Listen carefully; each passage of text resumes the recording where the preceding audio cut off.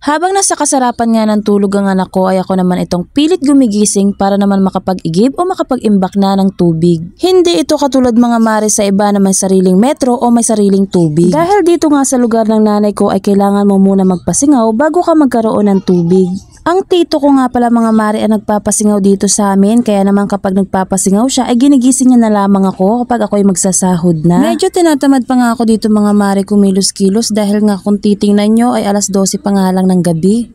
Sa gabi nga lang kami pwede makapag-igib ng tubig mga mare dahil bukod nga sa amin ay meron pang ibang gagamit ng tubig. Kung mapapansin nyo nga dyan mga mare ay nakasuot pa ako ng bota. Sosyal diba? Nakabota pa talaga.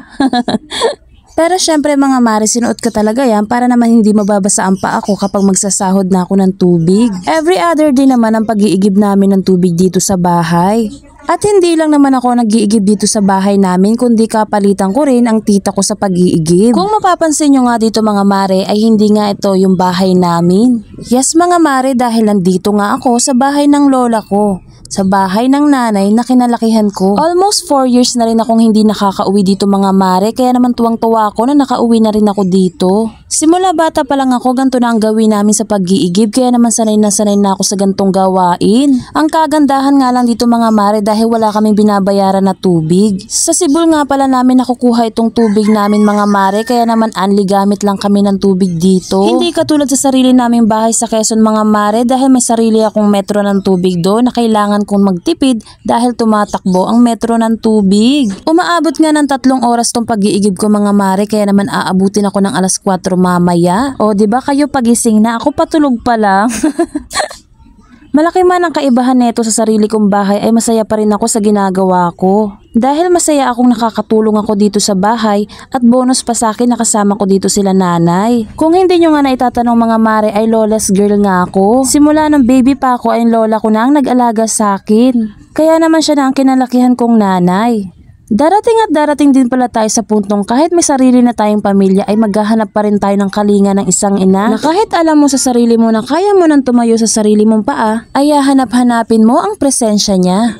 Lalong-lalo na sa mga panahong hirap na hirap ka sa isang problema na kapag hindi mo na kinaya ay bigla ka na lang iiyak at hahanap-hanapin mo ang kalinga niya. Kaya naman ang minsan meron akong hindi kinayang problema ay talaga namang hindi na ako nagdalawang isip at ako'y umuwi na. At bago pa nga tayo magkaiyakan dito mga mare, maiba na nga ang topic natin.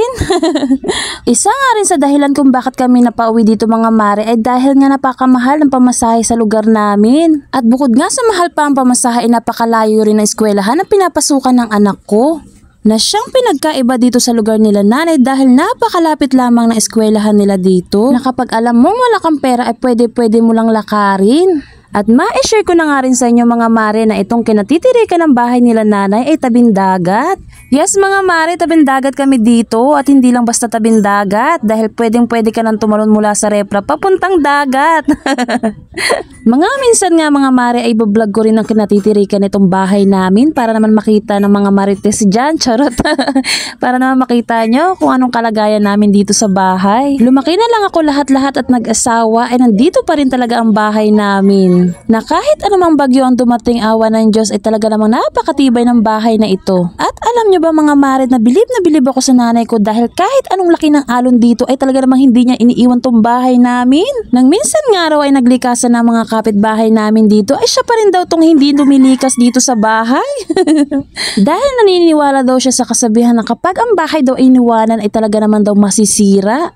At ma-share ko na nga rin sa inyo mga mare nung kabataan ko pa ay talaga naman pumapasok pa yung dagat dito sa loob ng bahay. At kapag nga pumapasok na yung tubig dagat sa loob ng bahay ay nililimas lang din namin yung dagat. At kapag minamalas ka pa nga naman mga mare, hindi lang naman dagat ang tumatalsik sa amin, kundi may kasama pang mga graba. Na magugulat ka na nga lang at nagsasalpukan na sa bubong ang mga bato dahil nga kasama sa pagsalpok ng tubig dagat. Na kahit gano'n naman ang mga pangyayari dito mga mare, ay talaga naman nakakaraos naman kami sa pang-araw-araw namin pamumuhay dito. Kung baga sanayan lang yan mga mare. Bumalik na nga tayo dito sa pag-iigib ko ng tubig mga mare. Matapos ko nga mag-igib ng tubig sa kusina at saka sa CR namin, ay dito naman ang sinunod ko sa labas ng bahay. Kung mapapansin nyo nga dito mga mare ay talaga namang madilim pa dito sa labas. Kaya medyo natatagalan din ako sa pag-iigib ng tubig dito mga mare dahil iniigiban ko nga rin ang mga lagayan namin dito sa labas ng bahay. Kung mapapansin nyo nga ay marami kaming iniigiban dito dahil 2 days pa nga bago ulit kami makakapag-igib. At kapag nayari naman ako sa pag-iigib dito mga mare ay susunod naman mag-iigib ang tsuhin ko sa kabila. At this time nga ay medyo nakakaramdam na rin ako ng antok. At kung mapapansin nyo nga mga mare ay aabuti na nga ako ng alas 4 ng umaga dito sa pag-iigib ng tubig. Dahil tulad nga ng sinabi ko kanina ay talagang aabutin ako ng 3 oras sa pag-iigib ng tubig. At this time nga mga mare ay nakayari na rin ako sa pag-iigib at akin naman tong ikakabit dun sa tito ko sa kabila para naman sila makapag-igib ng tubig. Salamat sa panonood mga mare, kita-kits ulit tayo sa susunod kong video.